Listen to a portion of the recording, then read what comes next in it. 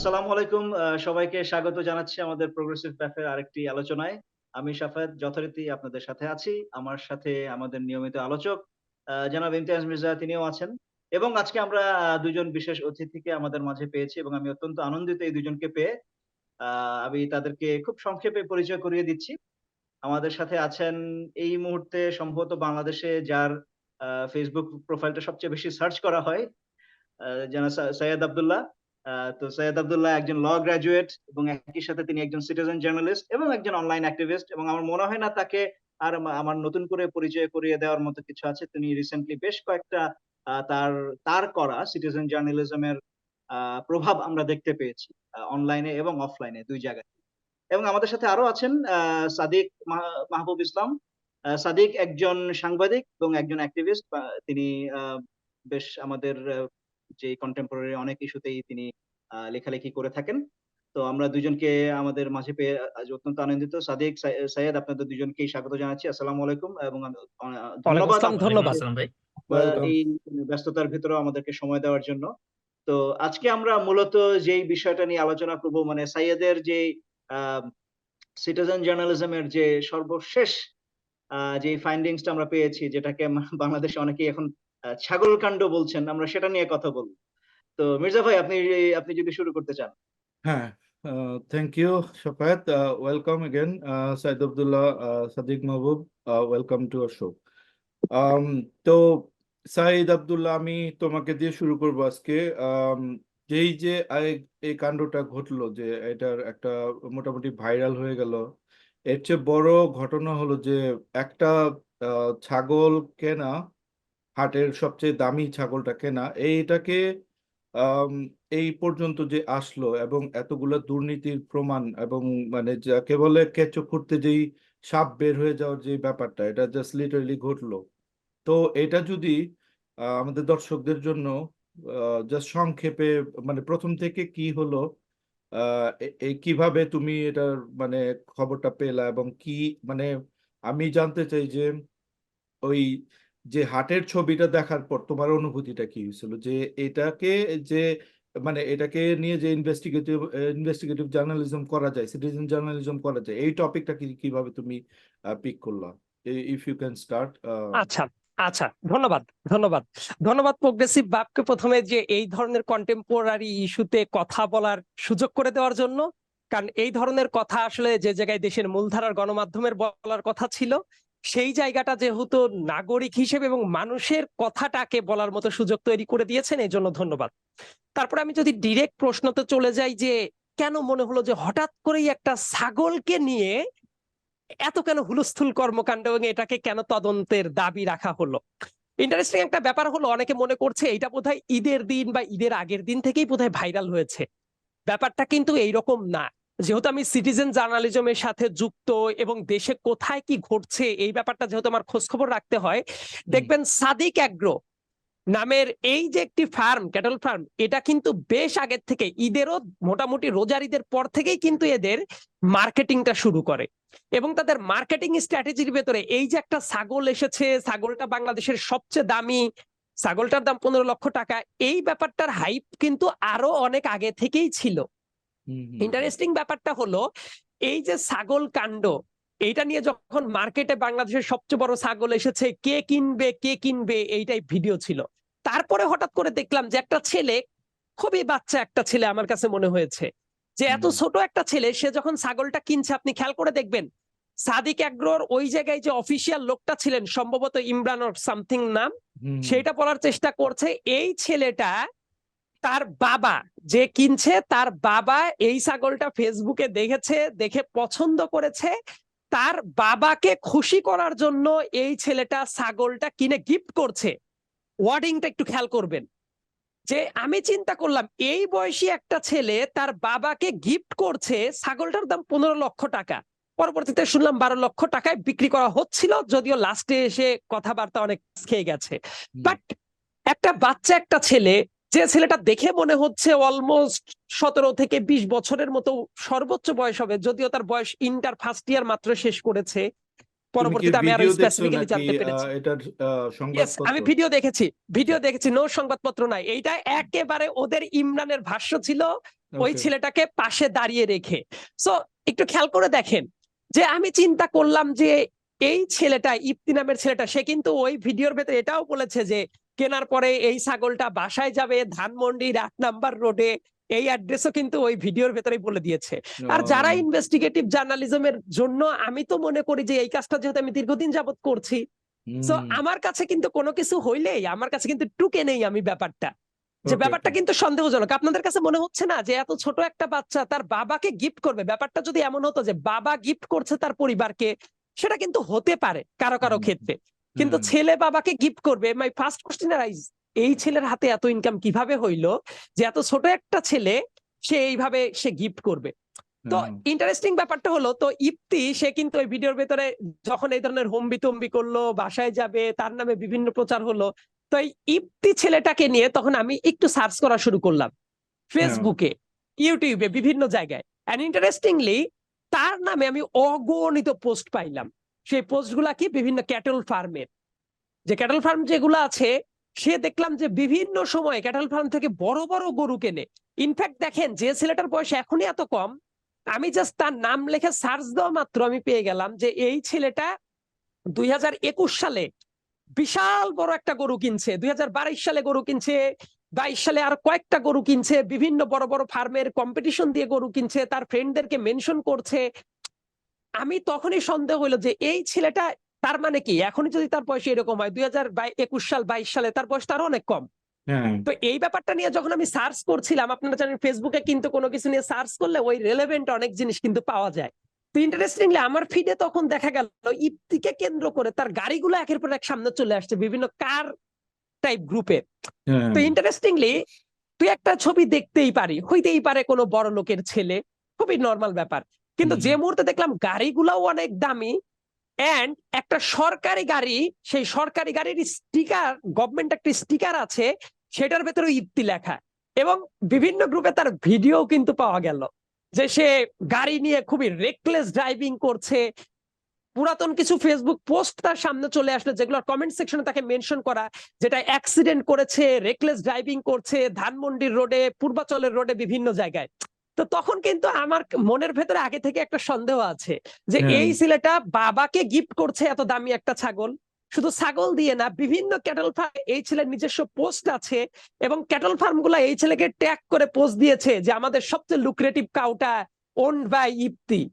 বিভিন্ন কারের গ্রুপে যখন তার ছবিটা পাইলাম, এবং একটা সরকারি গাড়িতে যখন ইপ্তির আবার স্টিকারটা পাইলাম, সবগুলাই দামি গাড়ি। তো আমি কিন্তু তখন কিছুদিন আগেই আমি একটা গাড়ি কাণ্ড যখন উদ্ঘাটন করলাম রাফসান্দা ছোট ভাইয়ের, তো এইটা কিন্তু আমার মাথায় আছে যে something is very fishy here.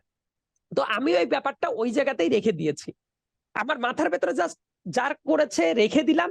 তো ঈদ আসতে আসতে দেখলাম এই ছেলে যে এই কাজটা করেছে, বিভিন্ন মানে টিকটক, বিভিন্ন পেজ বা ফেসবুক শর্টস, এইগুলা কিন্তু আবার সাদিক এগ্রো যেটা করেছে তাদের বিজনেসের প্রমোশনের জন্য ব্যবহার করা শুরু করলো এই শর্টস গুলা বিভিন্ন জায়গায়। এবং আপনি জানেন যে কোনো কিছু হলে ছোট্ট ছোট্ট শর্টস বিভিন্ন মানুষ তৈরি করে, যে এই যে দেখুন 15 লাখ টাকার ছাগল কিনে নিল ইপ্তি, তার অমক পশু পাখির প্রতি ইন্টারেস্ট আছে, হ্যান আছে, ত্যান আছে। তো এই শর্টস গুলা দেখতে দেখতেই দেখলাম হঠাৎ করে দুই একটা নিউজ পেপার, প্রথমে খুবই নামি দামি কোনো নিউজ পেপার না, তারা এই ধরনের দুই একটা ক্লু বের করলো যে সে ধানমন্ডির একজন বড় সরকারি অফিসারের ছেলে, ধানমন্ডি 8 নম্বরে তার বাসা। আমার মাথায় কিন্তু তখনই নক করেছে, ইয়েস, তার একটা গাড়িতে আমি সরকারি স্টিকার দেখেছি। আমি কিন্তু তাহলে এই দুইটা ক্লু কিন্তু আমার কাছে মিলে গেল। The next thing is that, যখনই এই কথাটা একবার উঠেছে রাজস্ব কর্মকর্তা কেউ একজনের গাড়ি, আমি ইমিডিয়েটলি যে কাজটা করেছি, বাংলাদেশের এনবিআর এর কিন্তু অফিসিয়াল ওয়েবসাইট আছে, আপনি ঘাটাঘাটি করলেই প্রত্যেকটা জিনিস দেখতে পারবেন। তো ততক্ষণও আমি ক্রিস্টাল ক্লিয়ার ক্লু পাই নাই তখন পর্যন্ত, কিন্তু আমি জানি something is very fishy here. তো এইটা নিয়ে তখন দেখলাম ঈদের দিন যখন আসলো বা এইসব টাইমে দুই একটা অখ্যাত নিউজ পেপার, তারা ইনফ্যাক্ট একটা মতিউর রহমানের নাম পুরাটা নেয় নাই, জাস্ট একবার নিয়ে ফেলেছে, অথবা তারা নেয়ার চেষ্টা করছে, অথবা বলছে একজন রাজস্ব কর্মকর্তা কিছুদিন আগে প্রমোশন পেয়ে কমিশনার হয়েছে। এই টাইপ কিন্তু কিছু ক্লু এই জায়গায় পেলাম। পাওয়ার পরে যখন আমি দেখলাম কমিশনার, তাহলে কে কে হলো রিসেন্ট টাইমে, কে কে প্রমোশন পাইলো, তো খুঁজতে গিয়েই তো ভদ্রলোকের চাঁদ বদন খানি আমি দর্শন করে ফেললাম। যে ইয়েস হ্যাঁ রিসেন্ট টাইমে প্রমোশন পাওয়া ভদ্রলোক হলো মতিউর রহমান। হ্যাঁ মতিউর রহমানকে নিয়ে যখন আমি একটু গুগল করলাম, আপনারা যদি এখনো গুগল করেন তাহলে তার পুরাতন আমলের দুর্নীতির অগণিত ফিরিস্তি আমার সামনে একের পর এক আচ্ছা হাজির হতে থাকলো। এইখানে সো আমি একটু আমি কিন্তু এই ক্লুটা তখন পেয়ে গিয়েছি আমি। হ্যাঁ ঠিক আছে, থ্যাংক ইউ। এখানে একটু থামবো, এটা আমরা কভার করব, আবার কোশ্চেনে আসবে এই পুরোটার ইস্যুর মধ্যে। আমি একটু সাদিকের কাছে যাব। সাদিক, এই যে সিটিজেন জার্নালিজমের যে এত দারুণ একটা চল শুরু হয়েছে, you are on mute, can you unmute yourself? তো সিটিজেন জার্নালিজম যে ট্রেন্ডটা এখন চালু হয়েছে, এবং কুডোস টু তোমার সাইদ আব্দুল্লাহ এবং অল দ্য আদার পিপল যারা এটা করতেছে। এটাকে অনেকে বলতেছে যে এটা একটা ভিজিটেন্টালিজম, অথবা তোমার এটাকে প্রাইভেসি, হ্যাঁ প্রাইভেসি ল, তোমার ডার্ক জাস্টিস, মানে তোমার ইসের কি বলে, আইনের বাইরে নতুন আইন, মব জাস্টিসও বলার চেষ্টা করতেছে। স্পেসিফিক্যালি কিছু আম, কিছু চিন্তাধারার মানুষ, এই চিন্তাধারার মানুষগুলোর নাম আমি এখন বলবো না আমার শোতে, but you know what I am talking about. এদের যেই প্রশ্নগুলো আসতেছে, এগুলি কি ভ্যালিড মনে হয় তোমার কাছে? Like from a bystander, from a fellow activist, তোমার কাছে কি মনে হয়? আমি এই প্রশ্নটা রাখবো তোমার কাছে। Please keep it short in 3 minutes. Thank you ভাই। ফার্স্টে থ্যাংক ইউ প্রগ্রেসিভ বিএফ কে হচ্ছে আমাকে আমন্ত্রণ জানানোর জন্য। I am feeling very privilege. And আপনি যেটা বললেন, which is the very valid claim on the surface, যে হ্যাঁ এই যে সাইদ আব্দুল্লাহ ভাই যে মানুষের মানে মানুষের হুম পার্সোনাল ইনফরমেশন ঘাটছেন, সার্চ করছেন, এটা হুম তিনি একটা কিছু এক্সপোজ করতে চাচ্ছেন। হুম বাট হুম এখানে হচ্ছে আমাদের যেটা দেখতে হয়, মানে অ্যাজ মানে আমি যেটা মনে করি যে see if it was someone else, say মানে একটা র্যান্ডম ব্যবসায়ী, that would have been none of our problem or anything, but যে মুহূর্তে একটা সরকারি একটা অ্যাঙ্গেল চলে আসছে, কোনো সরকারি কর্মকর্তার গাড়ি বা কোনো সরকারি কর্মকর্তার ছেলে এত এক্সপেন্সিভ লাইফস্টাইল লিড করছে, উই হুম অল নো যে তাদের বেতন স্কেল কি হতে পারে এবং তারা কতখানি করতে পারে। And hmm this is our money, the government is run by our taxpayers money. So hmm এটা কিন্তু আসলে তখন আর ঠিক পার্সোনাল ইনফরমেশনের লঙ্ঘনের মধ্যে পড়ে না, তখন সেটা কিন্তু পাবলিক ইন্টারেস্টের জায়গায় চলে আসে। Hmm and as journalist we can dig information for public interest. We are protected by the law এখানে আমি if একটা it কথা is বলতে চাই, এই যে তথ্যগুলো সে নিছে, এগুলো সব তো পাবলিক তথ্য। এমন তো না যে obviously open সে source. লুকায় Yes. ক্যামেরা দিয়ে কারো ছবি তুলছে, No, কোনো no, প্রাইভেসি হ্যাঁ। লঙ্ঘন করছে, বা কোনো হিডেন সাইট হুম থেকে সে চুরি করে আনছে, কোনো ডার্ক ওয়েব থেকে হুম নিছে। It's all in hmm Facebook, ওরা এগুলি ফলো Yes, করতেছে। So where is the yes. Privacy angle comes in? আমি তো Yeah, হ্যাঁ, it please doesn't continue. make any sense actually. But hmm হ্যাঁ, একটা চেষ্টা করে যে হ্যাঁ মব জাস্টিস, অনেকগুলো কপিক্যাট তৈরি হইতে পারে and other things. But these are for like very hypothetical scenarios here. এখানে কোনো জাস্টিস কিন্তু মব জাস্টিস হচ্ছে না এখানে। যে তার মানে আপনি যদি পরে দেখেন যে তাকে ওএসডি করা হয়েছে, তার পদ হুম থেকে সরানো হয়েছে, this are very practical and very legal procedures. There's no mob justice here. So I আচ্ছা find these claims very unsubstantiated, to be okay very frank here. Okay, thank you. Saeed Abdullah, same question তোমার কাছে থাকবে। Like তুমি এটার জবাব কিভাবে দিবে, যে এই ধরনের কোয়েশ্চেন গুলা you know very well, right? So এটার উত্তর যদি কেউ ওকে, জিজ্ঞেস আমি করে তাহলে আমি কি বলবেন? সরাসরি যদি উত্তরে চলে যাই, হুম তো যারা এটাকে মব জাস্টিস বলার চেষ্টা করছে তাদের কাছে আমার সবার আগে প্রশ্ন, মব জাস্টিসে কি হয়? আমি কি মানুষকে এটা বলার চেষ্টা করেছি যে ধানমন্ডির 8 নম্বর রোডের যে বাসাটা আছে সেই বাসায় দুর্নীতিবাজের একটা ছেলে থাকে, চলুন সেই বাসায় গিয়ে আগুন ধরায় দেই, হুম চলুন হুম যে পাবলিকলি তাদেরকে পিটাই, তাদের বাসা ব্লকেট করি? একটা সিঙ্গেল কথাও আমি বলি নাই। আমার ফেসবুক পোস্ট গুলো এবং আমি যে কাজগুলো করেছি করার পরে দেখবেন প্রত্যেকটা পোস্টে আমি লাস্টে কি লিখে দিয়েছি, আমার জায়গাটা ছিল সত্য উদ্ঘাটন করে দেওয়া। পরবর্তী দায়িত্ব যারা প্রফেশনাল জার্নালিস্ট আছে তারা আরো তদন্ত করুক এবং আইন শৃঙ্খলা বাহিনী আছে তারা পদক্ষেপ গ্রহণ করুক। Now my question is, what is mob justice? হ্যাঁ, মব জাস্টিসের কনসেপ্টের সাথে এটা কি গেল? আমি জাস্ট একটা জিনিস অ্যাড করে দিতে চাই। Saeed Abdullah is a law graduate, and he knows the law, like he is an expert. আমরা ভাষা জানি, হোয়াট এভার আমরা জানি, আমাদের চেয়ে অনেক ভালো জানে সেই ল গুলা। সো সে যখন এগুলা করে, he is bound by that thing. তার তো সবার আগেই তার মাথায় হিট করার কথা যে am I crossing the bridge, আমি কি কোনো খারাপ কিছু করতেছি, আমি কি এই ফ্যামিলিটাকে কোনো ডিস্ট্রেসের মধ্যে ফেলতেছি কিনা, এটা তার মাথার মধ্যে সবার আগের কথা। এটা আমি অবশ্যই আমি মানে আইনের আগে প্রতি অ্যাড করে সবসময় দিতে চাই। শ্রদ্ধাশীল, হ্যাঁ, এবং আমার প্রত্যেকটা পোস্ট দেখবেন আমি কিন্তু ডিরেক্ট তাকে প্রথমেই প্রমাণ করার আগ পর্যন্ত আমি কিন্তু বেনিফিট অফ ডাউট দিয়ে দিয়েছি যে যদি উনি এই ব্যক্তিটা হয় তাইলে কি, যদি না হয় দেন নেক্সট প্রসিডিউরটা কি। আমি কিন্তু একবারও প্রথম দিকের পোস্টগুলোতে এইটা বলি নাই যে মতিউর রহমানই ওর বাবা এবং চলেন আমরা যে পিটাই, চলেন একে আচ্ছা। রাস্তা ব্লক করে দেই। ইনফ্যাক্ট এই জাতীয় কথা যারা বলার চেষ্টা করছে তারা যদি একটা সিঙ্গেল জায়গায় দেখাইতে পারে সাইদ আব্দুল্লাহ মবকে উস্কে দিয়ে রাস্তায় পিটাইতে হবে, বাড়ি ব্লকেট করতে হবে, ঘেরাও করতে হবে, কোন টাইপ কথা বলেছে, তাহলে তাদের দাবির সত্যতা থাকলেও থাকতে পারতো। Now next to my come to my next point. তারা যে এটা বলছে যে এটা কি মব জাস্টিস কিনা, প্রাইভেসির লঙ্ঘন কিনা, তারা বোধহয় একটা জিনিস জানে না যে দেশের আইন করা হয় কেন।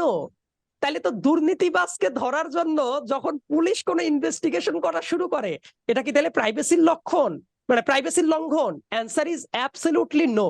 কারণ আমি যে কাজটা করেছি দেখেন, একটা বাবা সে তার সন্তানকে একটা জাতীয় টিভি চ্যানেলের সামনে রিফিউজ করছে যে সে তার বাবা না, সন্তানকে চিনে না, এই নামের কারোর সাথে বিন্দুমাত্র সম্পর্ক নাই। এবং অনেকের কাছে মনে হইতে পারে এদের পারিবারিক ব্যাপার, আমরা কেন উদ্ঘাটন করতে যাব, মানে বড় বড় তাত্ত্বিক কথাবার্তার বিকাশ ঘটতে পারে। বাট তারা কি এটা বুঝে না যে এই জায়গায় ফ্যাক্টটা কি? একটা ছেলে যে 2021 সাল থেকে, মানে আজকে যে ছেলেটা ফার্স্ট ইয়ার শেষ করে সেকেন্ড ইয়ারে উঠছে, সেই ছেলেটা 2024 সালে যদি এই অবস্থা হয়, 2021 সালে খেয়াল করে দেখেন তো ওই ছেলে কোন ক্লাসে পড়তো? ক্লাস 8-এ, ক্লাস 9-এ। ক্লাস 8 বা 9-এর একটা ছেলে লক্ষ লক্ষ টাকা খরচ করে গরু কিনছে। আপনি জানেন বিভিন্ন ক্যাটেল ফার্মের কিন্তু বিস্তারিত রিপোর্ট পরবর্তীতে পাওয়া গেছে। এই ছেলে 2023 সালে 24 সালে 70 লক্ষ টাকার গরু কিনেছে, 2023 সালে করেছে, 22 সালে করেছে, 21 সালে করেছে। ক্লাস 8-এর একটা বাচ্চা, ইভেন সে কিন্তু একটা মাইনর একটা ছেলে। আমি লিগালি কথা বলছি, যারা যারা এই কথাগুলো বলে তাদেরকে আমার কথাটা আমার পক্ষ থেকে আমি লিগালি চ্যালেঞ্জ করলাম। ক্লাস 8-এর ছেলে একটা, 9-এর একটা ছেলে, ক্লাস 10-এর একটা ছেলে, তার বয়স কি 18 বছর হয়েছে? সে তো ড্রাইভিং লাইসেন্স, তাহলে সে ড্রাইভিং লাইসেন্স ওন করলো কিভাবে? সে তো রেকলেস ড্রাইভিং এর, আপনি প্রত্যেকটা কার যে গ্রুপগুলো আছে, ট্রাফিক যে গ্রুপগুলো আছে, গিয়ে দেখবেন এই ছেলের 2-3 বছর আগের থেকে কার ড্রাইভিং, রেকলেস ড্রাইভিং করে অনেক মানুষকে অ্যাক্সিডেন্ট করেছে। সো এই ছেলে তো অপরাধ করছে না, এগুলো তো অপরাধ আইনের দৃষ্টিতে। সে কি মেজর নাকি মাইনর? সে তো এজ অফ মেজরিটি অর্জন করে নাই। তার ওকে। মানে আরেকটা গুরুত্বপূর্ণ জিনিস আমি একটু ধরিয়ে দেই, দেখেন যারা বলার চেষ্টা করছে এটা কি প্রাইভেসি লঙ্ঘন কিনা, আমি যে ডাটাগুলা ইউজ করেছি প্রত্যেকটা ডাটা হলো পাবলিক ডাটা। এবং যারা মনে করছে এটা কোনো সাংসারিক আলাপ, সাংসারিক আলাপ এই কারণে না যতক্ষণ না পর্যন্ত এটা মেইন টপিক না হয়েছে।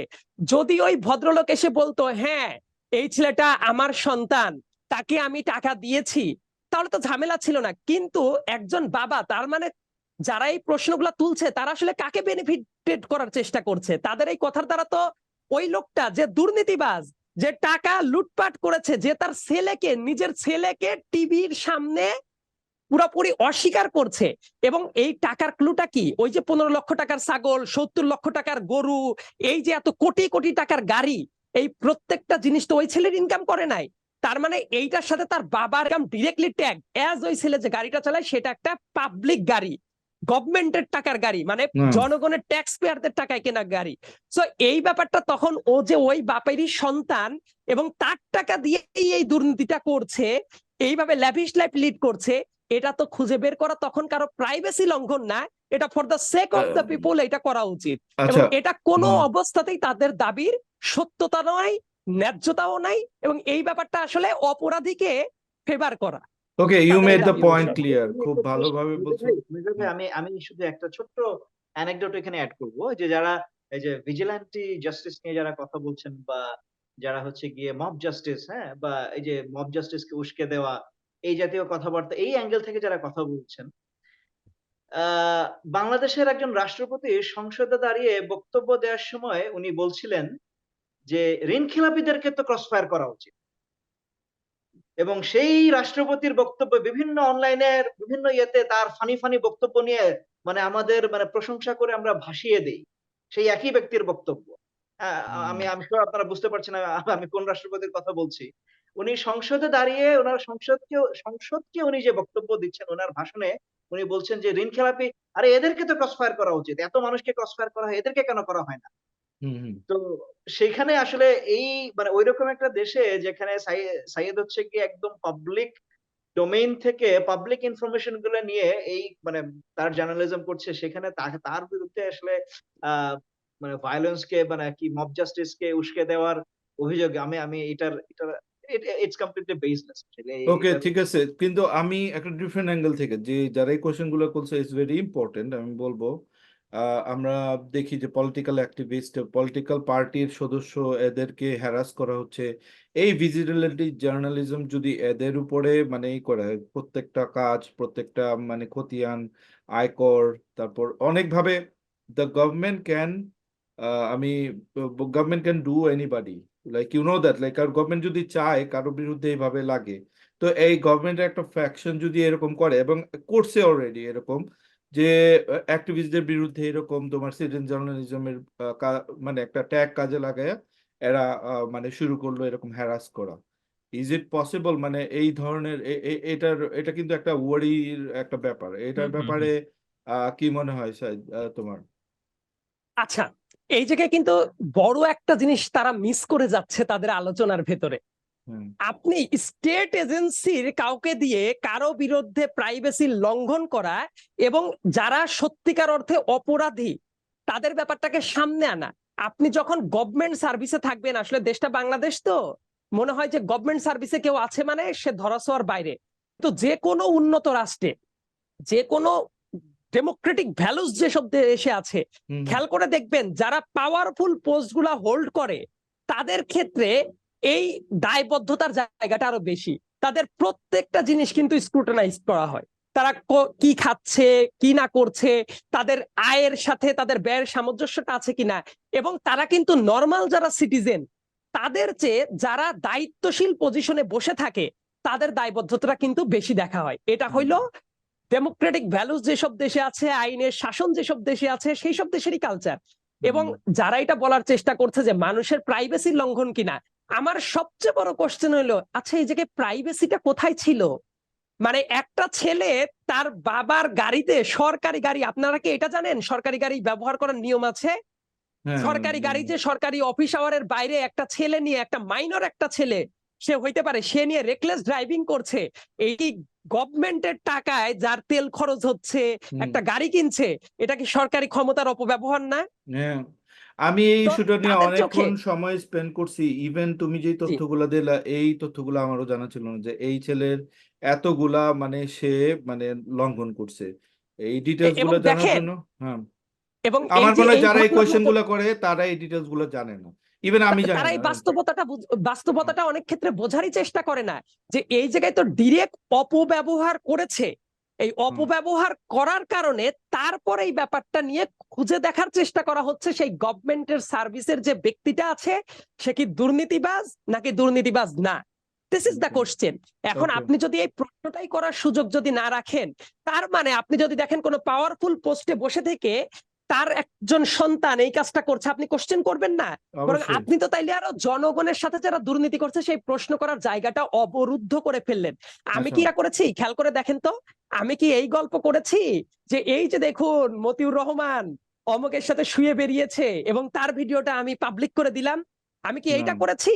এই যে ইপ্তি দেখুন একটা মেয়ের সাথে বসে থেকে আড্ডা মারতেছে, সে দেখুন এইটা করছে, এই যে এইটা দেখুন ভাইরাল হয়ে গেল, আমি কি এই কাজগুলো করেছি? আমি না, আইনের ব্যাপারে অত্যন্ত সচেতন, কারণ আমি নিজেও ল গ্রাজুয়েট। জি, এবং আমি জানি এই যে ও যে মাইনর একটা ছেলে হিসেবে রেকলেস ড্রাইভিং করেছে, এই আলোচনাটা কেউ তুলেছে? ও যে না, পাবলিকের তেলের টাকায় চলা গাড়িটাকে নিয়ে অন্য টাইমে দেখবেন রাতের বেলায় গাড়িটাকে ইউজ করছে, তো এটা তো পাবলিকের টাকার অপব্যবহার। এই ব্যাপারটা নিয়ে কেউ প্রশ্ন করেছে? এটা তো দেশের কোনো মন্ত্রী, দেশের কোনো এমপি, দেশের বড় পুলিশ অফিসারের কেউ করলে সেটা তো প্রশ্নের মুখে ফেলা উচিত। এবং হুম, আমি তো এইটাই বলছি, যেটা সত্য আমি বের করে নিয়ে আসছি। আনার পরে আমি কি বিচার করেছি? হুম, এমন যদি হতো যে আমি বিচার করে দিচ্ছি এই ছেলের ফাঁসি হয়ে যাক, এর জেল হয়ে যাক, আমি কিন্তু আমার পোস্ট গুলো আপনি খুঁজে দেখেন একটা জায়গাতেও সেটা বলিনি। তারপর আমি কি বলেছি, এটার তদন্ত হওয়া উচিত আইন শৃঙ্খলা বাহিনীর ব্যবস্থা নেওয়া উচিত, সাংবাদিকদের প্রশ্ন করা উচিত। ওকে, তো থ্যাংক এই ইউ কাজগুলো তো সাইদ। কাদের করা উচিত ছিল? এই জি, কাজগুলো তো মূলধারার গণমাধ্যমের করা উচিত ছিল, তারা এক্স্যাক্টলি। করেনি জন্যই তো আমাদের করতে হচ্ছে, কারণ এটা তো এই জন্য এটা ট্যাক্সপেয়ারদের মানিতে সিটিজেন হয়। জার্নালিজম, এই জন্যই এত ভালো এটা। আম, শাফায়েত, তুমি একটা কোয়েশ্চেন করো এই জি, সাদিককে। তোমার যে একটা কোয়েশ্চেন আছে ইসের ব্যাপারে, এই যে ফেসবুক আইডি সাসপেন্ড এই ব্যাপারটাতে। Go ahead.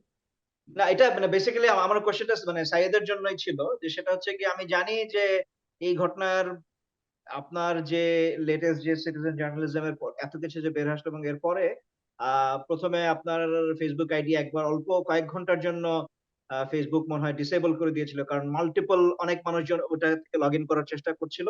এবং পরবর্তীতে এখন আমরা যেটা লেটেস্ট জানি প্রায় 100 মানে আপনার এটা মানে সাসপেন্ড করে দিয়েছে এবং আপনাকে 180 দিন সময় দেওয়া হয়েছে এটাকে ডিসপিউট করে এটাকে ফেরত নিয়ে আসার জন্য। তো এটাও তো সম্ভবত আমরা যেটা জানি যে এই ভদ্রলোকের একটা প্রিভিয়াস রেকর্ড আছে, যে উনি উনার বিরুদ্ধে এর আগেও সম্ভবত কোনো অভিযোগের সেটা প্রেক্ষিতে পত্রিকাতেও এসেছে। জি পত্রিকাতেও এসেছে যে উনি হচ্ছে গিয়ে এরকম সাইবার অ্যাটাক করিয়েছিলেন এই যে ভদ্রলোক মতিউর রহমান। তো এখন এটা প্রথমত এটা একটা প্রশ্ন থাকবে যে এই ব্যাপারটার আপনি যদি আরেকটু আমাদেরকে ডিটেইলস বলতেন যে উনার এই যে মানে এই পুরো সাইবার অ্যাটাকের ব্যাপারটা। এন্ড সেকেন্ডলি এখন মানুষজন আপনাকে অনেক কিছু, এবং যেটা বলছিলাম যে সম্ভবত আপনার ফেসবুক প্রোফাইলটা এখন বাংলাদেশের সবচেয়ে সার্চড ফেসবুক প্রোফাইল, এবং এটা আমি যতদূর জানি এখন পর্যন্ত আপনি রিকভার করতে পারেন নাই। আপনি সম্ভবত একটা ফেসবুকে একটা পেজ খুলেছিলেন এবং এটার সাথে সাথে অনেকগুলো ফেক পেজও আমি আমি দেখতে পাচ্ছি। অনেকেই অনেক জায়গা থেকে আপনার ফ্যান পেজও দেখে অনেকে কেউ খুলে ফেলেছে। তা আসলে আপনার মানে আপনার আসল পেজ কোনটা সেটা যদি একটু আমাদেরকে মানে নাম সহ বা একটু যদি, কারণ স্বাভাবিকভাবেই মানুষজন এখন আপনার আপনার কথা শুনতে চায়। তো আমরা চাই যে মানুষ আপনার সাথে কানেক্টেড থাকুক। তো আপনার আসল পেজ কোনটা এটা যদি আমাদের আসল পেজ হলো ভয়েস অফ সাইদ আব্দুল্লাহ নামে একটা পেজ খোলা হয়েছে এবং সেই পেজের কভার ফটোতে একটা বাংলাদেশের পতাকা আছে। এইটাই হলো আমার একমাত্র পেজ বর্তমানে। এছাড়া সাইদ আব্দুল্লাহ নামে যে অসংখ্য পেজ খোলা আছে এর একটাও আমার খোলা না। ফ্যান পেজ কারা খুলেছে সেটাও আমি জানি না, কিন্তু ভয়েস অফ সাইদ আব্দুল্লাহ যেটা আছে এইটাই আমার পেজ, এবং হোপফুলি আমার ওই আইডিটা ব্যাক পাওয়ার পরেও যদি এটা থাকে এইটা আমি রান করব। আর আরেকটা যেটা কথা প্রথমে আপনি বলার চেষ্টা করছিলেন এই যে হ্যাক করার ব্যাপারটা, আমি আগেই বলছি যেহেতু আমি লয়ার স্টুডেন্ট ছিলাম, আমি কথাবার্তা বলার ক্ষেত্রে আমি ওয়ার্ডিং গুলা একটু সচেতন ভাবেই ব্যবহার করার চেষ্টা করব। আমি জানি না এক্স্যাক্টলি কারা এই স্প্যামিংটা অ্যাটাক করেছে, সাইবার অ্যাটাক কারা করেছে। যেহেতু আমি কিছুদিন আগেও একটা গাড়ি কাণ্ড, একজন পরিচিত ইউটিউবারের গাড়ি কাণ্ড নিয়ে কাজ করেছি, তখন কিন্তু আমি সাইবার শিকার হই নাই। তো দেখুন, বাংলাদেশের গণমাধ্যম এই ব্যাপারটা যখন উদ্ঘাটনই করতে পারে নাই, আমি আপনাকে একদম দিন তারিখ ধরে বলে দিচ্ছি, এই ঘটনাটা যখন ঘটে 19 তারিখ বিকেল বেলার ভেতরে আমি কিন্তু এটা অলরেডি আমার আইডি থেকে প্রুভ করে ফেলেছি যে ওই যে ওই ছেলেটাই হইল মতিউর রহমানের ছেলে। মতিউর রহমান মিথ্যা কথা বলেছে এবং ইভাতের যে মা যে আছে, তার মা যে আছে সেটাও কিন্তু আমি বের করে ফেলেছি, তার মা যে শাম্মী সেটাও আমি বের করে ফেলেছি, সেই ছবিটা প্রকাশ করেছি। এমনকি তার মায়ের সাথে একটা ছবি এবং বাবার সাথে একটা ছবি, দুইটা যে একই বাসায় করা সেটাও কিন্তু আমি বিভিন্ন মার্ক করে বাসার ইন্টেরিয়রের ডিজাইন, পর্দার ডিজাইন সব কিন্তু আমি মিলিয়ে দিয়েছি। তো মূলধারার গণমাধ্যম তারও পরের দিন নিজাম হাজারীর বক্তব্য প্রচার করা শুরু করলো। তো যেদিন আমি বিকেল বেলায় এটা প্রুভ করে ফেলেছি, ওই দিন রাতের বেলায় অর্থাৎ বুধবারের দিন বেলায় আমার আইডি কিন্তু প্রথম অ্যাটাক করা হয়। টাইম ফ্রেমটা একটু খেয়াল করবেন। তো এইটা তো কারা অ্যাটাক করতে পারে? যাদের স্বার্থে আঘাত লেগেছে। তো ওই দিন যেটা হলো যে অনেক আনইউজুয়াল কিছু অ্যাটেম্প্ট লক্ষ্য করেছে ফেসবুক, যেহেতু আমার বিভিন্ন ভেরিফিকেশন অন করা ছিল। তো তারা যেটা করলো, তারা তখন আইডিটাকে লকড করে দিল। 2-3 ঘন্টা পরে আমি কিন্তু আইডিটা আবার ব্যাক পেলাম বিভিন্ন রেফারেন্স ইউজ করার পরে। তো আমি ইউজ করছিলাম, ঠিক তার পরের দিন আমি একটা ঘোষণাই দিয়েছিলাম যে এই সামগ্রিক ব্যাপারের আমি কফিনের শেষ পেরেকটা দিয়ে দিব, এবং আমি পূর্ণাঙ্গ ডকুমেন্টেশন যেটা আছে, তাদের যে সরকারি যেটা আছে ন্যাশনাল আইডি কার্ডের একটা কপি, তারপর ধরেন জন্ম নিবন্ধনের একটা, ডেফিনেটলি পাবলিক ইনফরমেশন গুলো আমি কিন্তু ব্লার করে দিয়েছি। পাবলিক ইনফরমেশন যেগুলো আছে খুবই সেন্সিটিভ, সেটা কিন্তু আমি জানি জার্নালিজমের ভ্যালুটা কি হয়। যারা যারা জার্নালিস্ট হিসেবে জড়িত আছেন অল অ্যারাউন্ড দ্য ওয়ার্ল্ড, তাদের যে স্ট্যান্ডার্ডটা আছে আমি সেই স্ট্যান্ডার্ডই ফলো করেছি। যে পাবলিক নাম্বার যেটা আছে, আইডেন্টিটি নাম্বার যেটা আছে, সবগুলা কিন্তু আমি ঢেকে দিয়ে দেওয়ার পরে শুধুমাত্র তার বাবার নাম যে মতিউর রহমান লেখা আছে, ওয়াইফের নাম যে ওইটা লেখা আছে, সেই প্রমাণটা আমি, কারণ এটা খুবই এসেনশিয়াল এলিমেন্ট ছিল, তো ওইটা আমি প্রুভ করে দিয়েছি। তারপর থেকে মিডিয়া দেখলাম একেবারে প্রত্যেকটা মিডিয়ায় সেই প্রমাণগুলো চলে আসলো যে 100% নিশ্চিত যে এটা তারই ছেলে এবং তার ছেলেরাই তার সম্পদের অপব্যবহার করছে। তো ওই দিন রাতের থেকেই কিন্তু আমার উপরে কিন্তু আমি বুঝতে পারছিলাম যে অ্যাটাকটা শুরু হতে পারে। ঠিক তার একদিন পরে, এটা হলো শনিবারের দিন সকালবেলায়, সকাল 7টা থেকে শুরু করে 9টার ভেতরে, কারণ এই টাইমে আমি একটু ঘুমাচ্ছিলাম, আমি ঢাকার বাইরে থেকে সারা রাত জার্নি করে এসেছি, এসে ঘুমিয়ে পড়েছি। ফেসবুক কিন্তু আমাকে কোনো প্রিভিয়াস নোটিফিকেশন যে একটা পাঠাবে বা মেইল করবে সে ধরনের কোনো কিছুই করে নাই। আমি জাস্ট হোম পেজে লগ ইন করতে গেলাম, অনেকে দেখলো যে আইডিটা পাচ্ছে না, আমি জাস্ট ফেসবুকে ঢুকেছি, ফেসবুক আমাকে দেখালো যে আপনার আইডি সাসপেন্ড করা হয়েছে এবং 180 দিনের ভেতরে আপিল করতে হবে, না হলে এটা পার্মানেন্টলি ডিসেবল করে দেওয়া হবে। তো আমি তারপর দেখলাম হোয়াই, কেন এটা সাসপেন্ড করা হয়েছে, ক্লিক করলাম, যে কারণগুলো আমি পেলাম সেই কারণগুলো খুবই অসামঞ্জস্যপূর্ণ, যে এটা অথেন্টিক আইডি কিনা, কোনো ফেকাই করা হচ্ছে কিনা, বা এমন কোনো তথ্য যেটা আসলে আমার অথেন্টিসিটিকে প্রশ্ন করছে কিনা, এই কাজগুলো তো করা হয় নাই। তো এই কাজটা করার পর আমি গুগলে যখন একটু ঘাটাঘাটি করলাম, তখন দেখলাম একটা নিউজ, একটা কিন্তু প্রিন্ট মিডিয়ায় যে ঘটনাটা চলে আসছিল যে এই যে মতিউর রহমান, ইনার প্রিভিয়াস রেকর্ড খুব একটা ভালো না, অতীতে ইনার দুর্নীতি নিয়ে যারা রিপোর্ট করার চেষ্টা করেছে বা দুর্নীতি সংক্রান্ত কথা বলার চেষ্টা করেছে, তাদেরকেও কিন্তু উনি সাইবার হ্যারাসমেন্ট করেছেন। এবং ওই পত্রিকার রিপোর্ট অনুসারে আপনি কয়েকজন সাংবাদিকের রেফারেন্স আছে তার নামে ফেক আইডি খোলা হয়েছে, তাদের পরিবারের মেম্বার, ফিমেল মেম্বারদের পর্যন্ত অ্যাটাক করা হয়েছে, তাদের নামে বিভিন্ন গুজব ছড়ানো হয়েছে। সো এইভাবে যে সাইবার অ্যাটাক হতে পারে, কারণ যেহেতু আমি হুইসেল ব্লোয়ার ছিলাম, এই ব্যাপারটাকে পুরোপুরি কিন্তু পূর্ণাঙ্গ প্রমাণ যেটা একদম ওটার পরে আর কোনো প্রশ্ন থাকে না, এরকম প্রমাণ যেহেতু আমি হাজির করেছিলাম এবং তার অতীত রেকর্ডটা যেহেতু ছিল, এইটা আমার ধারণা হচ্ছে, আমি কিন্তু এটা বলেছি, ইনক্লুসিভ কোনো কথা না, যে তারাও করে থাকতে পারে। স্টিল যারা যারা সাইবার বিশেষজ্ঞ আছে, আমি অনেকের সাথে কথা বলেছি, তাদেরও অনুমান হলো এইরকম যে যাদের স্বার্থে আঘাত লেগেছে তারাই এই কাজটা করেছে। এবং এটার ফলশ্রুতিতে যেটা হয়েছে, তা আমি আপিল করার চেষ্টা করছি বিভিন্ন মাধ্যমে, দেখা যাক সেটা কি হয়। কিন্তু যতদিন না হচ্ছে, আমি একটা নিজস্ব পেজ খুলেছি ভয়েস অফ সাইদ আব্দুল্লাহ নামে, এই জায়গা থেকে আমি পরবর্তী আপডেট গুলো ওকে, দিয়ে দেওয়ার চেষ্টা করব। Thank you Saeed. আমি সাদিকের কাছে আসবো একটা কোয়েশ্চেন নিয়ে। এই যে মতিউর রহমান সাহেব, ইনার আজকে আমরা একটা নিউজ দেখলাম যে মইনিউ আহমেদ তাকে পদোন্নতি দিছে বা তার জন্য সুপারিশ করেছে। এই ব্যাপারে তুমি যদি আমাকে শর্ট করে একটা কিছু বলতা, তাহলে আমাদের অডিয়েন্সের জন্য ভালো হতো। থ্যাংক ইউ ভাই। সো বেসিক্যালি আজকে দেশ টিভির একটা আমরা সাক্ষাৎকার দেখলাম, যেখানে আমাদের এনবিআর এর এক্স চেয়ারম্যান বদিউর রহমান উনি একটা স্মৃতিচারণমূলক বক্তব্য দিচ্ছেন যে 1/11 সময় যখন মতিউর রহমানকে রাজশাহীতে বদলি করে দেওয়া হয়, এরপর থেকে দেখা গিয়েছে যে তার উপর নানা চাপ আসা শুরু করে। উনি যখন প্রথমেই বলছেন, তখন তার বোর্ড তাকে বলছে যে একে তো আপনি রিস্টোর হতে পারবেন না, হ্যাঁ, ও অনেক পাওয়ারফুল। তারপর হচ্ছে দেখা গেল এরপর একের পর এক চেঞ্জ করেন। আপনি তৎকালীন বলছিলেন যে চিটাগাং পোর্টের ইনচার্জ, দেন হচ্ছে ইভেন জেনারেল মাসুদ, এরা তদবির করছেন। ফাইনালি মঈনুল আহমেদ নিজে ফোন দিয়ে বলছেন যে দেখেন আমি তো কোনো তদবির করি না, কিন্তু আমি হ্যাঁ, করবো, তোকে রাখেন এই জায়গায়, বদলি করেন না।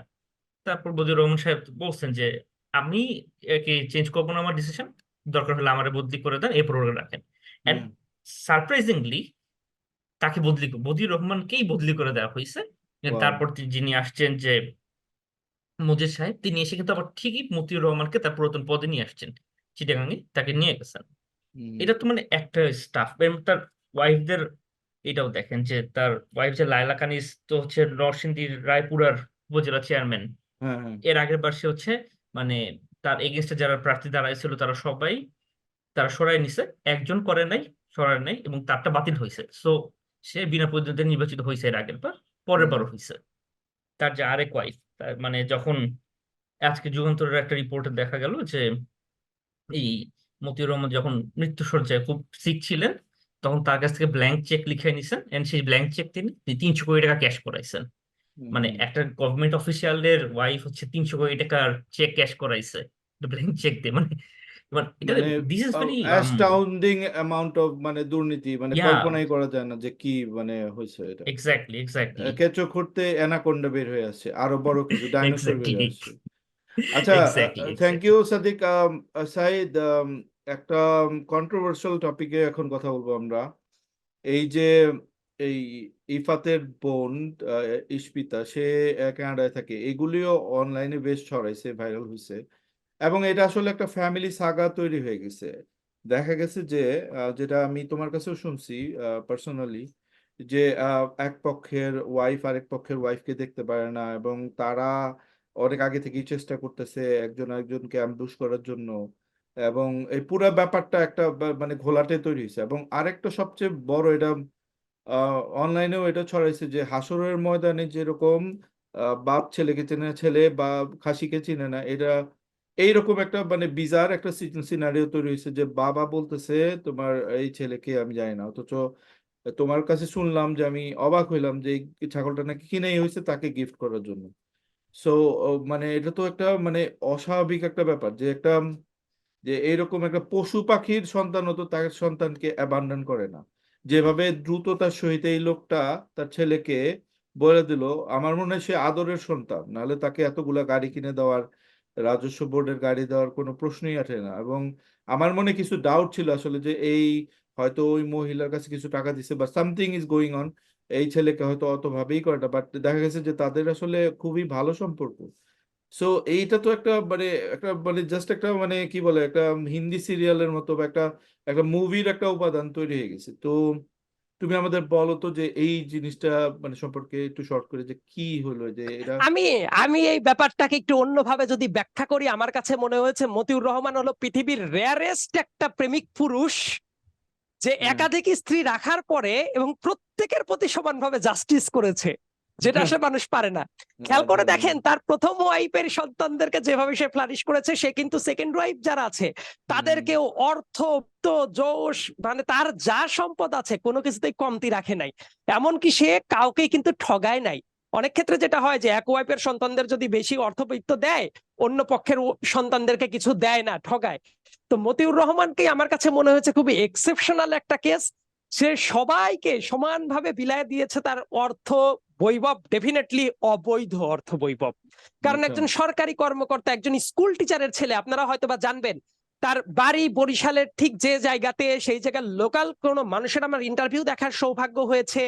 সেই জায়গাটা দেখার পরে আমার কাছে মনে হচ্ছে একজন স্কুল টিচারের ছেলে এসে একটা সরকারি চাকরি করে এত টাকা ইনকাম করা শুধুমাত্র ইম্পসিবল না, এটা পৃথিবী উদ্ধার হয়ে গেলেও ইম্পসিবল। এবং তাহলে তার কোশ্চেন থাকবে হিসাবটা যে খেয়াল করেন। ইপসিতাও কি এই সম্পদের ভোগ পাইছে, এই সম্পদের ভাগ পাইছে আচ্ছা, তো? আমি যতক্ষণ না পর্যন্ত স্পেসিফিক্যালি তথ্য পাবো, আমার একটা নীতি আছে, হ্যাঁ। ততক্ষণ না পর্যন্ত আমি বেনিফিট অফ ডাউটটা ক্রিয়েট করে রাখবো। হ্যাঁ। তবে যে কোনো জায়গায় এত বড় যদি অভিযোগ হয়, তো মতিউর রহমান সাহেব এত চমৎকার একজন, তার মেয়ে, সে কিন্তু ওন করে দুইজনকে, ইপসিতা এবং তার ভাইকে। হ্যাঁ। যাদেরকে ওন করে না, যাকে লাইভ টিভিতে এসে বলছে সে আমার সন্তানই না, হ্যাঁ। মানে এই ধরনের একটা কথা বলছে, তাকেই সে এতগুলা গাড়ি গিফট করেছে, এত টাকা দিয়ে পশু পাখি কিনে দেওয়ার ব্যবস্থা করেছে, এত আরাম আনন্দে রাখছে। তাহলে অনুমান তো করাই যাইতে পারে যে তাকে যারা ওন করে, যে সন্তানদের ওন করছে, তাদের দাবি তো আরো বেশি থাকতে পারে। Good point. তো অবশ্যই এই জাতীয় দুর্নীতির পয়েন্ট যখনই উঠবে, শুধুমাত্র ইপসিতা না, ওই পরিবারের প্রত্যেকটা সদস্য কে কোথায় আছে, কত টাকার গাড়ি বাড়ি ব্যবহার করে, তাদের ইনকাম সোর্স কেমন, কারণ কানাডায় কেউ যদি থাকে, সে কত টাকা ইনকাম করছে, কত টাকা ইনকাম ট্যাক্স দিচ্ছে, এগুলো কিন্তু স্বচ্ছতা থাকা উচিত। হ্যাঁ, এই হ্যাঁ, প্রত্যেকটা ব্যাপার তদন্ত করে দেখা উচিত। শুধুমাত্র ইপসিতার না, তার বড় ছেলের এবং ওই পক্ষের ওয়াইফ থেকে শুরু করে প্রত্যেকের। এবং ইন এডিশন আমি আপনাদের আর একটা কথা বলি, যেটা সবাই মিস করে যাচ্ছে। আজকে যেমন তার ওএসডির অর্ডার এসেছে, যে তাকেও এনবিআর থেকে সরিয়ে দেওয়া হচ্ছে, তাকে সোনালী ব্যাংকের পরিচালনা পর্ষদ থেকে সরিয়ে দেওয়া হচ্ছে। This is not punishment. Personally I am not happy with this. একজন মানুষ যদি ট্যাক্স পেয়ারদের মানির মিস অ্যাপ্রোপ্রিয়েশন করে লুটপাট করে নিয়ে ধনী হয়, শুধুমাত্র তাকে ওই পদ থেকে সরায় দেওয়া এটা জাস্টিস না। তার প্রত্যেকটা অর্থের তদন্ত হওয়া উচিত, এবং জনগণের যেসব অর্থ সে লোপাট করেছে, প্রত্যেকটা অর্থ রাষ্ট্রীয় কোষাগারে ফেরত দেওয়া উচিত। কারণ এটা এটার ভোগান্তি। সিটিজেন জার্নালিজমের একটা জয়, সাইদ। আমি একটু তোমাকে জাস্ট সরি টু ইন্টারাপ্ট, আমি ইন্টারাপ্ট করি। আমি কি নিজেও কিছুটা ইনভেস্টিগেট করেছি।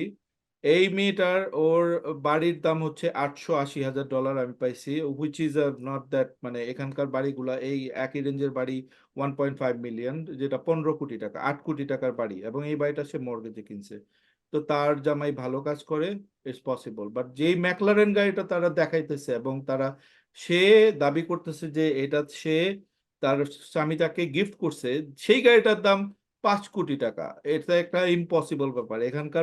এখানকার মানুষজন 50 লাখ টাকার উপরে কোনো গাড়ি, ধরো যারা রিচ পাবলিক, মানে আমি বলতেছি হায়ার মিডল ক্লাস, তারা 50 লাখ টাকার গাড়ি কিনতে পারে না, এগুলি শুধু মানে স্বপ্ন দেখতে পারে এই গাড়িটা।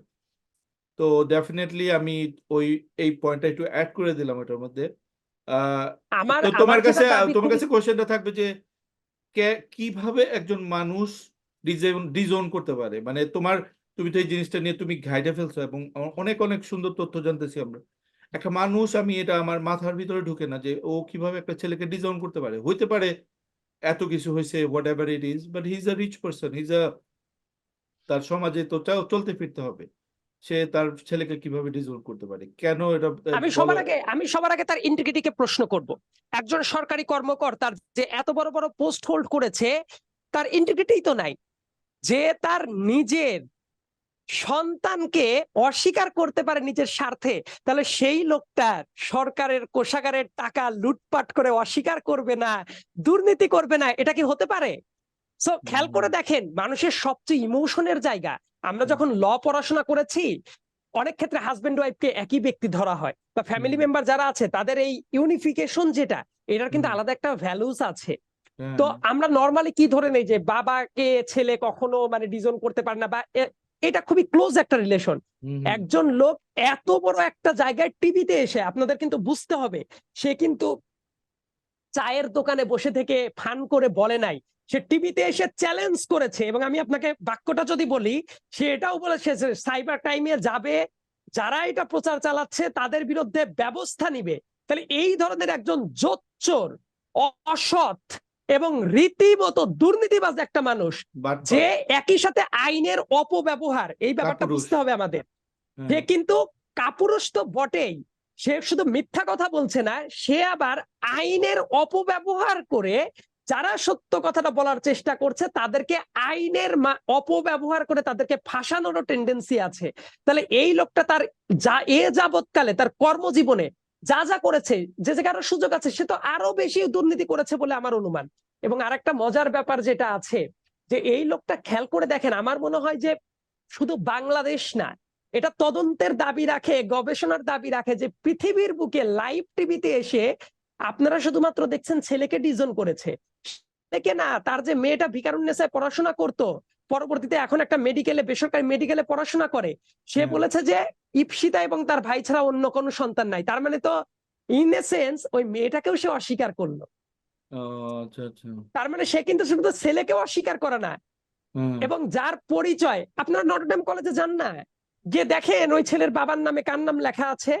মতিউর রহমান লেখা আছে, তো আমরা পাইছি। তারপর তার আইডি কার্ড প্রত্যেকটা জায়গায়। তো যে লোকটা এত বড় মিথ্যা কথা, একটা টিভিতে এসে দাবি করতে পারে, আমার মনে হয় যে তার প্রত্যেকটা কথা, প্রত্যেকটা চালচলন, প্রত্যেকটা জিনিস খারাপ কাজ করতে পারে। এবং এটা তার একেবারে প্রাইমা ফেসি একটা লক্ষণ।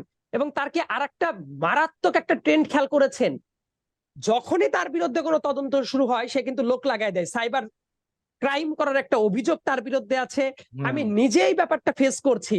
আমার কিন্তু লাস্টে ফলোয়ার ছিল 1,93,000-এর মতো ফলোয়ার। তো সেই আইডিটাও এখন নাই। আমি জানি না যে কে করেছে, নিশ্চিত ভাবে আমি বলছি না, কিন্তু সে কিন্তু সব দিক থেকেই চেষ্টাটা করে। এবং সে কিন্তু একটা হুমকি দিয়েছিল যে তাদেরকে সাইবার সিকিউরিটির আওতায় তাদেরকে আনা হবে। তার মানে সে কিন্তু এইটা জানে যে স্টেট অ্যাপারাটাস ব্যবহার করে সে এটার মিস ইউজ করার মতো ক্ষমতা রাখে। এইটাই কিন্তু একটা প্রচ্ছন্ন হুমকি সে দিয়েছে। এবং তার বিরুদ্ধে যদি অভিযোগ না থাকতো, আমি এক্সপেক্ট করছিলাম এনবিআর থেকে বলা হোক যে সে প্রচন্ড সৎ একজন মানুষ, তার কোনো দুর্নীতি নাই, একদম ফেরেস্তা, সাক্ষাৎ ফেরেস্তা, তাকে আমাদের সালাম জানানো উচিত, দেশের এত গুণধর একজন ব্যক্তি। কিন্তু এনবিআর ঠিক 2 দিনের ভেতরেই তাকে কেন ওএসডি করে দিল? সোনালী ব্যাংকের পরিচালনা পরিষদ থেকে তাকে কেন সরায় দিল? তার বিরুদ্ধে তো একটা দুইটা অভিযোগ না, অতীতে বহু অভিযোগ তার বিরুদ্ধে আছে। এবং তার যে পার্কটা আছে, তার যে সব সম্পদ আছে, এবং আপনি হয়তোবা আপনি শুধু দেখছেন যে গাড়ি, ইনসাইডার একজন ট্রেডিং এর সরকার অভিযোগ আছে তার বিরুদ্ধে 1 কোটি টাকা ইনসাইডার 14 কোটি ট্রেডিং এর টাকা অভিযোগ আছে, সবচেয়ে খুবই গুরুত্বপূর্ণ একটা হুম হুম ব্যাপার। হুম হ্যাঁ, এবং আপনাদের আমি আরো একটা কথা বলি, আমার কাছে দৃঢ় বিশ্বাস শেয়ার মার্কেট কেলেঙ্কারির সাথে শুধুমাত্র এই ব্যক্তি না, এই ব্যক্তির যোগ সাগসে আরো অনেক ব্যক্তিকে নিয়ে শেয়ার বাজার কেলেঙ্কারির সাথেও ইনি জড়িত থাকতে পারে বলে আমার অনুমান। সেটা যদি দেশের যারা প্রতিষ্ঠিত সাংবাদিক যারা আছে, মূলধারার গণমাধ্যম যারা আছে, আমি দাবি রাখবো তারা তদন্ত করবে, দুদক এটা তদন্ত করবে। এবং আরেকটা জিনিস না, মানুষ বুঝে না, ওই যে যারা বলে যে এইটা বোধ হয় যে একটা মানুষের প্রাইভেসি লঙ্ঘন, এটা প্রাইভেসি লঙ্ঘন না, কারণ সে একজন পাবলিক সার্ভেন্ট। পাবলিক সার্ভেন্ট, আমাদের কনস্টিটিউশনটা পড়ে দেখবেন, কনস্টিটিউশনের ভাষা হলো সার্ভেন্ট। তো একজন পাবলিক সার্ভেন্ট কি করছে এটা স্ক্রুটিনি করা সবার দায়িত্ব। এবং সে একজন পাবলিক সার্ভেন্ট হয়ে যদি ইনসাইডার ট্রেডিং এর সাথে জড়িত থাকে এবং এই জাতীয় কাজ করে, আপনার কি মনে হয় না ওইটাই এটা? একটা তার পদ না, তাকে ইনসাইডার চাকরিচ্যুত ট্রেডিংটা তো করে কনফেশন বেসিক্যালি। উনি যে হচ্ছে এক্স্যাক্টলি সে কিন্তু বিষয়টা যখন কনফেশন বলছেন দিয়ে যে দিয়েছে। কনফেশন দিছে মানে এক্স্যাক্টলি আমার এবং সোর্স আমার অফ কাছে ইনকাম যেটা হচ্ছে মনে হয়, আমি একটা এডিশনাল তথ্যের কনসালটেন্সি। দাবি রাখি, যে আমাদের যে মানুষ বলে না যে নাগরিক সাংবাদিকতার কেন দরকার, আমরা তো করতে চাই না, নিজের খেয়ে বোনের মোষ কে তাড়াইতে চায়?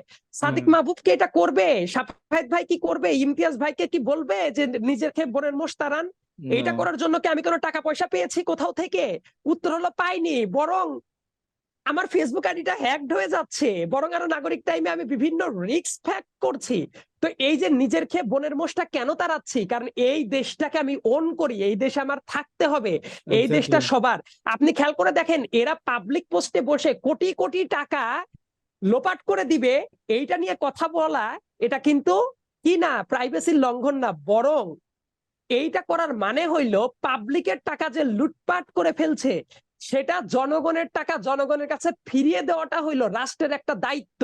এবং অনেকে এটা না বুঝে মনে করছে, আচ্ছা আপনি খেয়াল করেন তো শেয়ার বাজারের যে ইনসাইডার ট্রেডিং, এই যে টাকাটা মিসঅ্যাপ্রোপ্রিয়েট হয়েছে, টাকাটা লুটপাট করা হচ্ছে, এটা কি কারো ব্যক্তিগত টাকা নাকি পাবলিক মানি? আমি প্রত্যেকজন সাংবাদিক ভাই, যে এনটিভির সাংবাদিক তাকে ইন্টারভিউ করেছিল, তার উচিত ছিল এই কাউন্টার প্রশ্নটা করা। আমার কাছে কি মনে হয় জানেন, আমরা আসলে প্রশ্ন করাটা ভুলে গেছি। সাংবাদিকের কাজ হলো প্রশ্ন করা। যে সাংবাদিক প্রশ্ন করতে পারে না, আমার কথা খুবই স্পষ্ট, তার সাংবাদিকতা করার কোনো অধিকার নাই। আচ্ছা সাংবাদিকতা মানে কারোর সাথে কমপ্লাই করা না, সাংবাদিকতা মানে হলো প্রত্যেকটা জায়গায় প্রশ্ন করতে শেখা, পাওয়ারকে প্রশ্ন করতে শেখা। সেটা না করে তারা যখন এমন ভাবে কথা বলবে যে তাদেরকে কমফোর্ট জোন তৈরি করে দেওয়া, আমার কাছে মনে হয় এই সাংবাদিকতার মিনিং নাই। সাংবাদিকতা করার মানে যদি এইটা হয় যে আপনি পাওয়ারকে কমফোর্ট জোন তৈরি করে দিচ্ছেন, এর চেয়ে নপুংসক কাজ আর হইতে পারে না।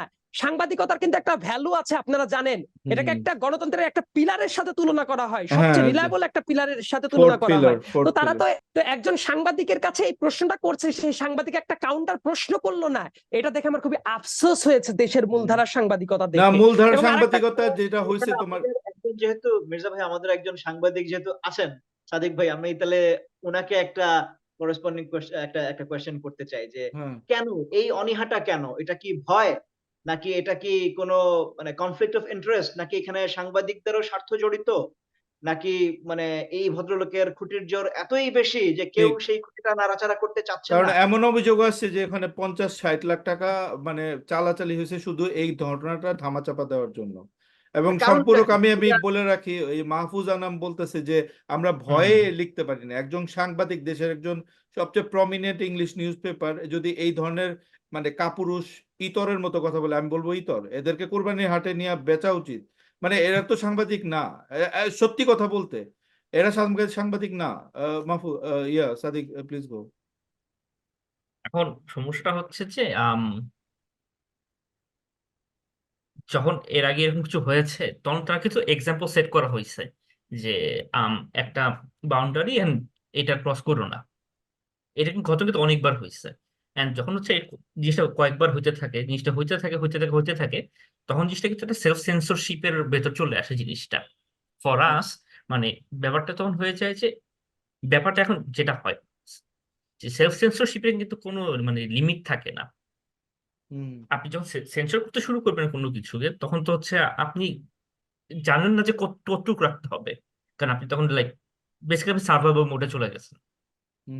তখন কিন্তু আসলে এত কিছুর দিকে তাকানোর সময়টা থাকে না অনেস্টলি। এন্ড দেন হচ্ছে যে আপনি তো বললেনই, this is the prime example of this. কারণ মাহফুজ আনাম সবচেয়ে ইনফ্লুয়েন্সিয়াল, আমি কোনো মানে প্রমিনেন্ট বা কিছু বলবো, সবচেয়ে ইনফ্লুয়েন্সিয়াল বলবো তাকে। হুম হুম ডেইলি স্টাররা হচ্ছে কতখানি ইনফ্লুয়েন্সিয়াল হল সেটা 111 সময় দেখছে সবাই।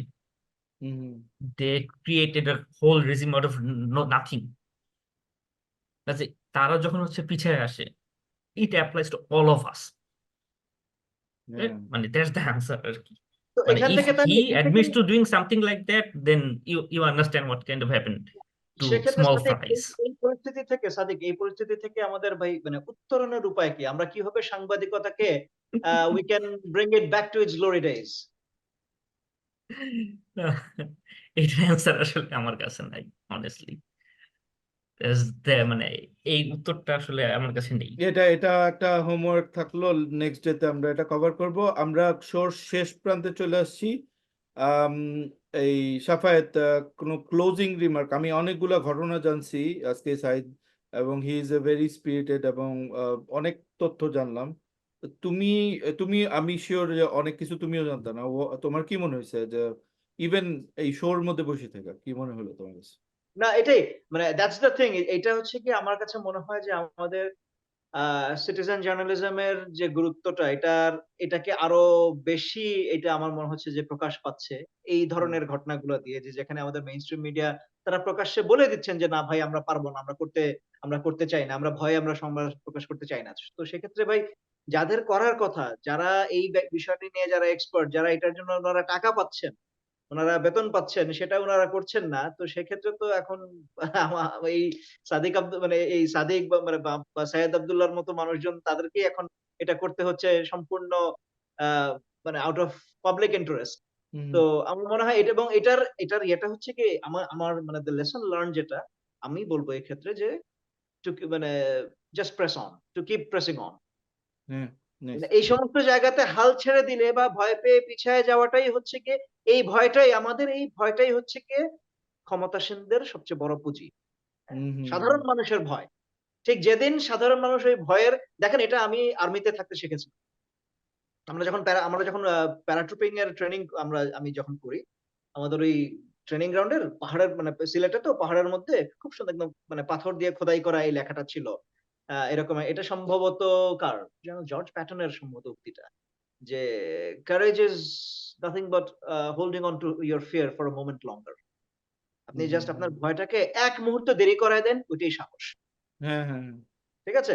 তো এইটাই হচ্ছে গিয়ে যে এই সমস্ত জায়গাতে সাহস হারায় ফেলা যাবে না। মানে হাল ছেড়ে দেয়া যাবে না। এই যে আমাদেরকে জাস্ট মানে continue we press just have on. to keep pressing on. And ultimately আসবে, রেজাল্ট আসবে। থ্যাংক ইউ তো সাফায়েত। এটাই আমার আমি আহ, এইটুকুই বলব। হ্যাঁ, Sadiq, closing remark, what do you, তোমার কেমন কি মনে হলো যে এই শোতে? না, প্রথমত জিনিসটা খুব ভালো একটা discussion and everything, it was good. And সবচেয়ে বড় কথা হচ্ছে মানে সাইদ আব্দুল্লাহ ভাই যেটা শুরু করেছেন, এটা তো এখন মানে হাঁটি হাঁটি পা পা করে এগিয়ে যাচ্ছে। হ্যাঁ হ্যাঁ, ইট শুড গো অন। আচ্ছা। মানে মানে জার্নিটা তো খুব টাফ তোমাদের হবে, মতো এটা মানে ইয়াং বোঝাই ব্লাড যায়, কবে এটাই আসবে হবে। আমাদের মধ্যে? Saeed, even he is like তোমার চেয়ে সিনিয়র। তোমাদের হুম হুম গ্রুপটা হুম। বা তোমাদের চেয়ে আরো মানে ছোট গ্রুপটা, ওরা কবে আসবে তোমার কি মনে হয়? It's a very important question I think. আসলে সেটা আসলে সময় বলে দেয়। আসলে তো আমরা কেউই তো তৈরি হই না, সময় তৈরি করে আমাদের। হ্যাঁ মানে হ্যাঁ that's the ultimate truth here. ওটা আসলে সামনেই দেখা যাবে। সেক্ষেত্রে সাদিক চ্যালেঞ্জটা কোথায় যায়? হুম আমি চ্যালেঞ্জটা বলি যে আমরা যে আই হেট পলিটিক্স জেনারেশন, আপনি তো হুম বললেন হুম সময় তৈরি করে। হয়তো এই হুম সময়ই হুম। একটা আই হেট পলিটিক্স জেনারেশন কে তৈরি করে দিয়েছে, এবং যার জন্য এক্স্যাক্টলি এক্স্যাক্টলি আমরা এখন এক্স্যাক্টলি। সবাই উট পাখির মতো মানে বালুর ঢিবিতে অবশ্যই মানে আফ্রিকায় বসে আছি।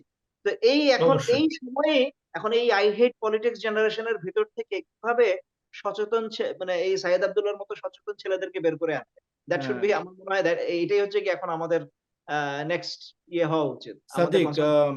তোমার ছাগল কাণ্ডে যদি তোমার 10 ওয়ার্ডস এ কোনো কিছু বলতে হয়, মানে অতি সংক্ষেপে, তোমার কি মনে হয়? কি মনে হয়েছে যে এই কাণ্ডটা তুমি দেখলা 2 সপ্তাহ ধরে, 1 সপ্তাহ ধরে হলো? হোয়াট ইজ ইউর মানে, যে তোমার কি মনে হলো এখান থেকে? কি শিখছো তুমি বা কি মনে হয়েছে তোমার কাছে গোটা কাণ্ডটাই? কমেডি ট্র্যাজেডি আসলে হোয়াটএভার এই জিনিসটা আসলে আলটিমেটলি যত কিছুই বলেন না কেন, জিনিসটা ultimately it has been very sad irony. মানে দেখেন, গুড জিনিসটা যে শুরুতে হয়েছে গুড যে অ্যান্সার। একটা ছেলে শুধু একটা বাজারের সবচেয়ে দামি জিনিসটা কিনে নিয়ে যাচ্ছে বাপের জন্য, হ্যাঁ হ্যাঁ আলটিমেটলি দেখা যাচ্ছে তার বাপকে রিজন করে দিল।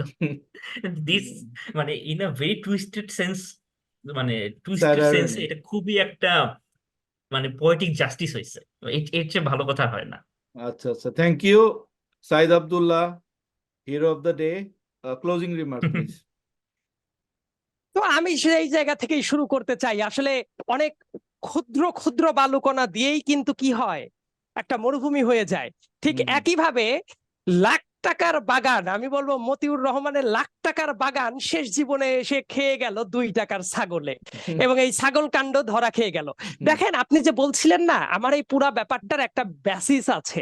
আমি লয়ের স্টুডেন্ট হিসেবে আমার এই বইটা পড়তে হয়েছে। এটাকে আমি খুব পবিত্র একটা বই হিসেবে আমি ধারণ করি, বাংলাদেশের সংবিধান। এই সংবিধান আমাকে শিখিয়েছে আমি এই রাষ্ট্রের মালিক, দেশের প্রত্যেক মানুষ এই রাষ্ট্রের মালিক। আমি এই ব্যাপারটাকে ওন করি।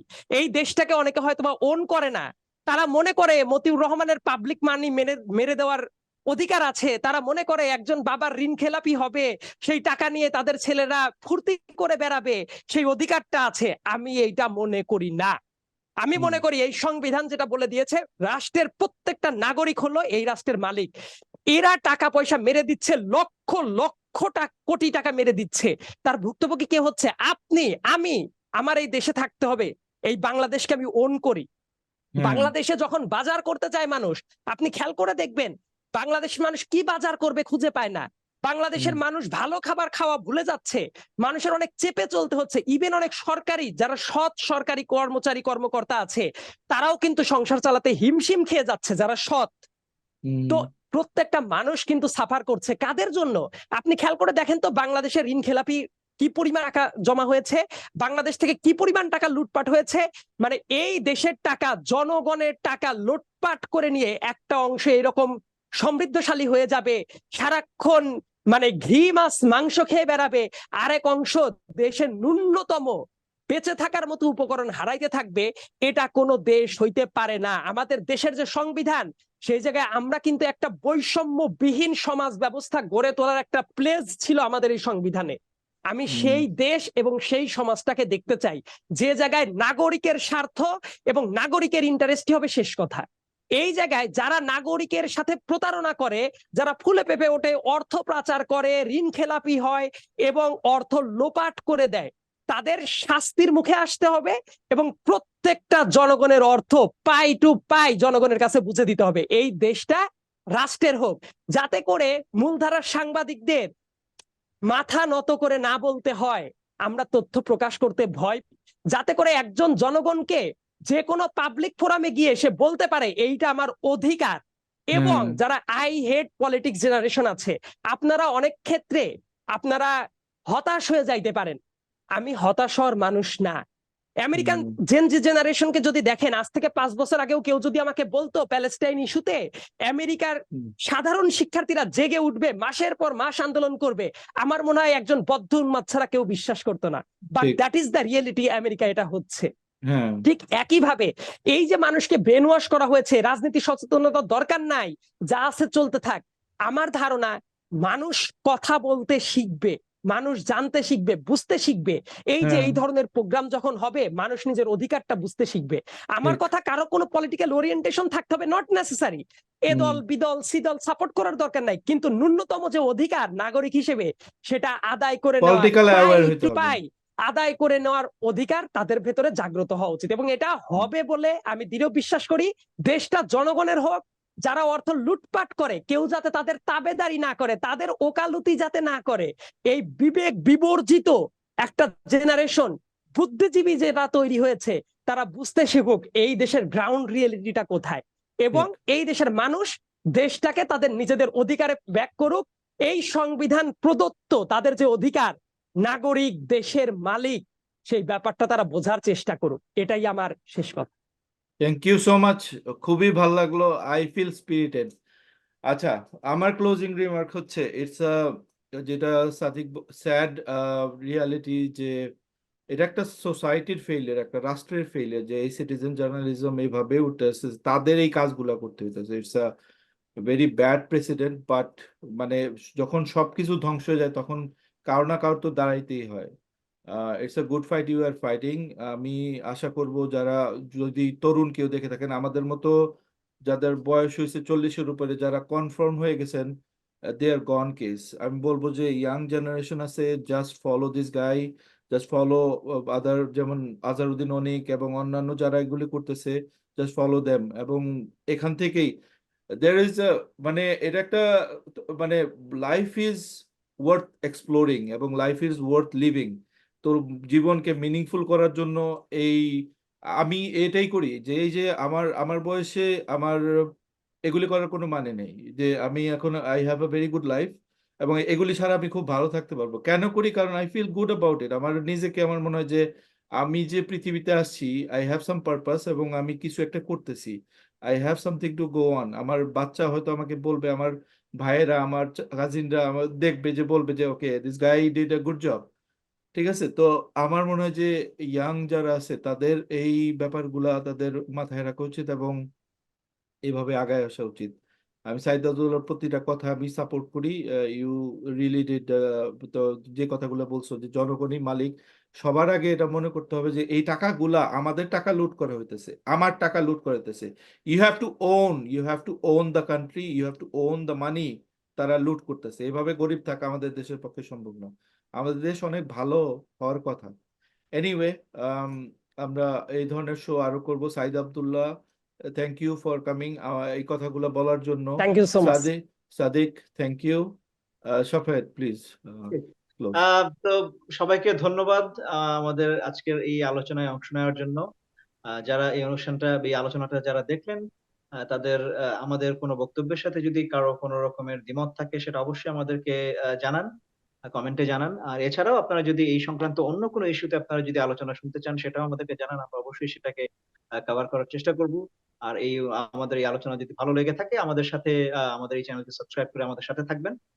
আমরা চেষ্টা করব এই ধরনের বস্তুনিষ্ঠ আরো অনেক আলোচনা ভবিষ্যতে আপনাদের সামনে নিয়ে আসার জন্য। তো সবাই ভালো থাকবেন, সবাই সুস্থ থাকবেন, সবাইকে ধন্যবাদ।